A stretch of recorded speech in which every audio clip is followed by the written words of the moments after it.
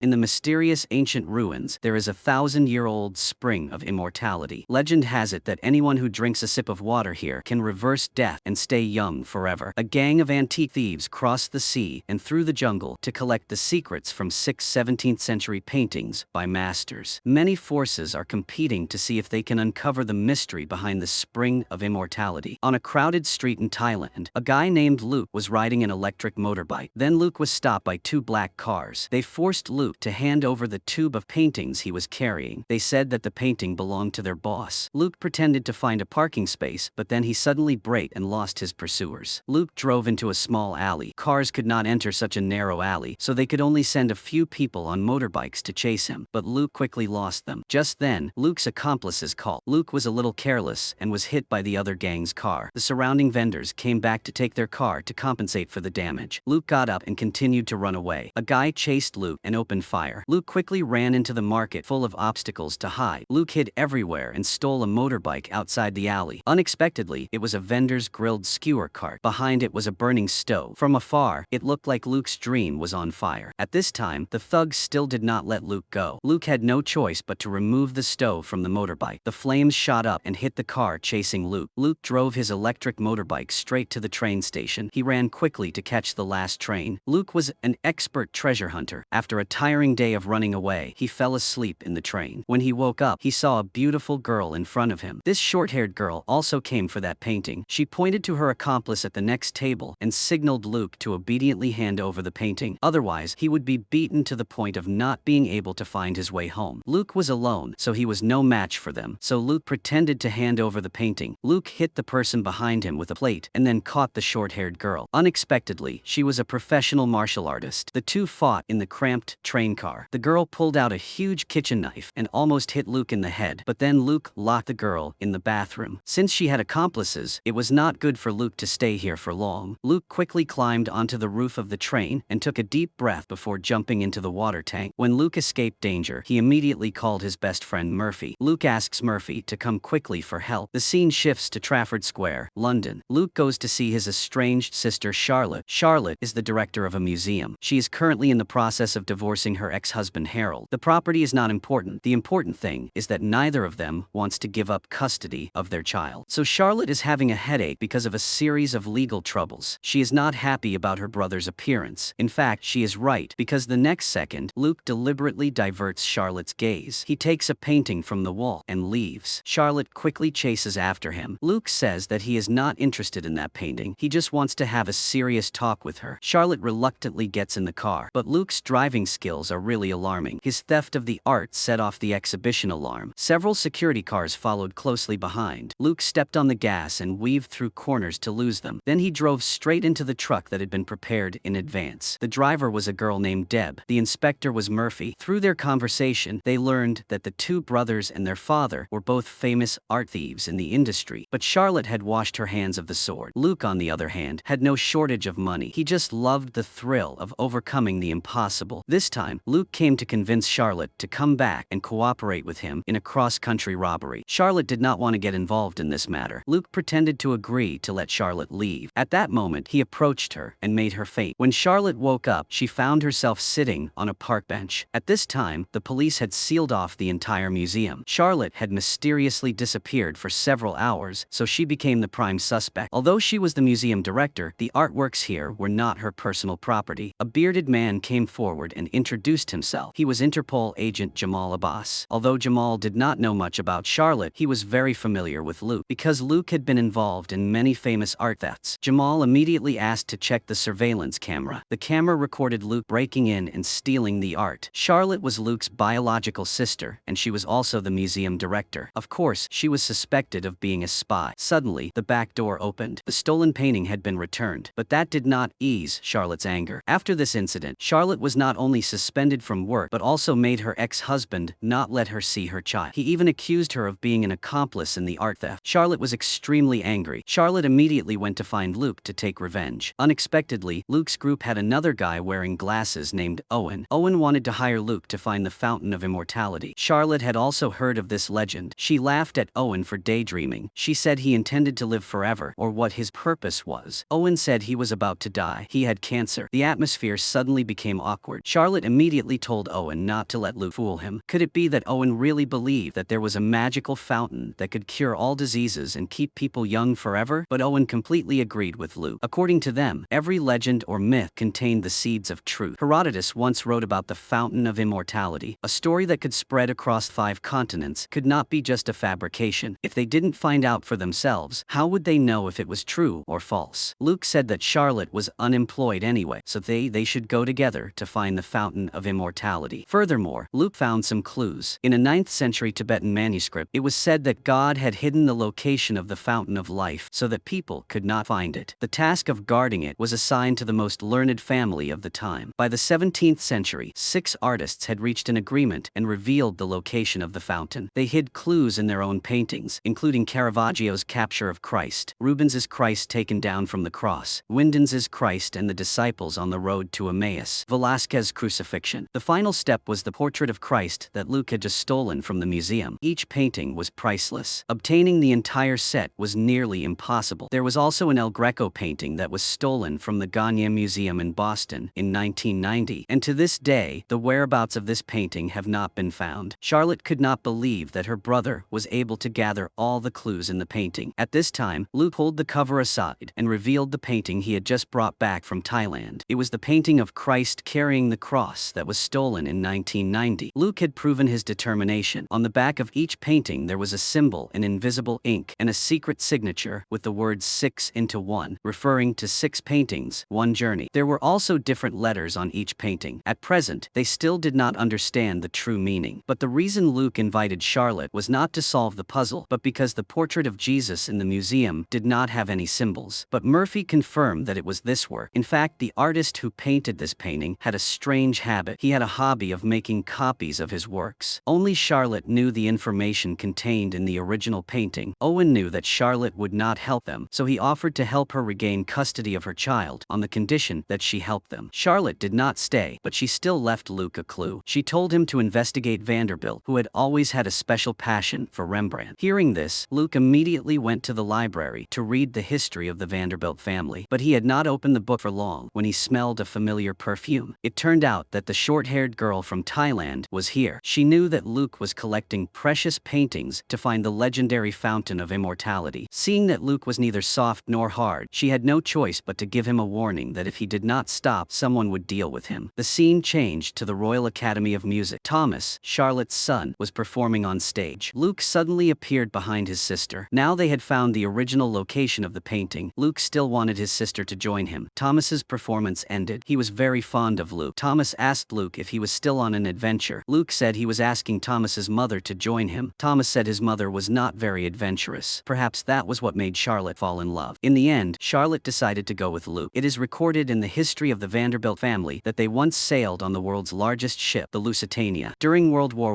I, it was sunk, killing more than 1,000 people. One of the dead was the great Vanderbilt. The original Rembrandt painting was kept in a waterproof safe, and it sank with him to the bottom of the Atlantic. Luke discovered that first-class passengers kept their safes in a safe deposit box at the bow of the ship, so Luke attached a flotation device to lift that part from the dangerous depths. Now they just had to pull it up to the surface. A large part of the bow was raised by a buoy. The rusty ship slowly rose to the surface. There were only 2 hours left until the storm hit. Time was running out, so Luke and Charlotte immediately went into the hold to look for the safe. At that moment, the radar detected an approaching helicopter. Murphy tried to contact Luke via radio to warn him, but the signal was deliberately jammed by bad guys. The person on the helicopter was the short-haired girl. At this time, Luke and Charlotte had entered the safe. They found the safe marked Vanderbilt. They began to open it. Luke successfully took the box containing the painting, but as soon as they stepped out of the door, they were surrounded. Luke immediately counterattacked. During the fight, the bullet accidentally hit the helicopter, puncturing several airbags. Luke and Charlotte coordinated well and quickly cleared out the soldiers, but the short-haired girl suddenly captured Charlotte. She ordered Luke to fight. Unexpectedly, Luke replied that he would think about it. Charlotte could not believe that Luke would do that. Luckily, the ship's hull shook violently at that time, so Charlotte took the opportunity to escape from the short-haired girl's hands. The previous fight had ruptured the buoyancy airbags, so the ship was about to sink to the bottom. Everyone desperately ran away, but Luke's leg was caught in the net. In the midst of the crisis, Charlotte turned back to save Luke. Murphy also took a lifeboat to the rescue shortly after. Although the mission was successful, Charlotte was extremely extremely disappointed in her brother. When she was taken hostage, he hesitated because of a painting. Back in London, Charlotte received news that her ex-husband had signed a contract to work in Japan for a year. Thomas would be taken care of by Charlotte during that time. The company that hired her ex-husband was Owen's company. Charlotte immediately realized that Owen had helped her regain custody of her child, so she agreed to join right away. After Luke got the Rembrandt painting, he collected enough clues from the series of paintings. On the Rembrandt painting, there was a character 5. When the group was still confused, Charlotte spoke up. The line of 6 into 1 was written in Latin. In Latin, the letter Vi is equivalent to W. When the letters from the 6 paintings are rearranged, the word evil will come out. The paintings were all completed in the early 17th century, perhaps referring to King James at that time. He was the King of England under the title James I.